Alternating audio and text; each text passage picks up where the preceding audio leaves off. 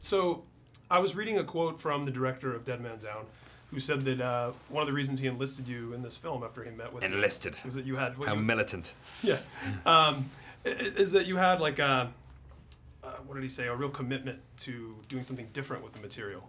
Right. Could you elaborate on that? No idea what he's talking about. I mean, the film felt, you know, in one aspect it feels, there's elements to it that feel quite formulaic. It's a genre film about, you know, revenge and somebody experiencing, you know, an act of violence against them and their family, and thereby they spend the rest of the film, you know, designing this great plot to bring down those people who had perpetuated the act that has caused them so much of a grievance and so much pain. And that's my guy Victor.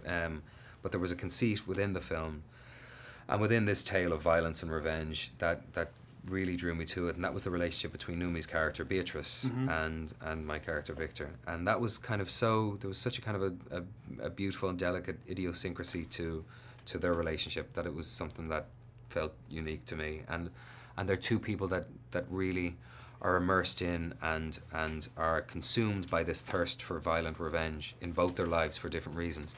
And yet, when they're together, they're exposed to each other as these kind of fractured, broken, lonely individuals who have been consumed by loss. So there's this kind of, you know, overt violence. That's almost the window dressing. Rubbing against this deep vulnerability and deep sadness. Yeah, so I thought that would be cool to explore, you know.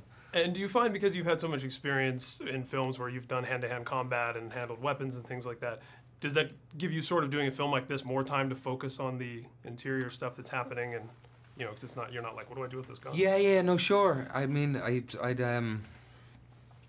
wouldn't know everything about guns, but I've handled them in action scenes and fight stuff. I'd be handy enough, you know. I'd be well enough versed in them, I suppose. Yeah, I mean,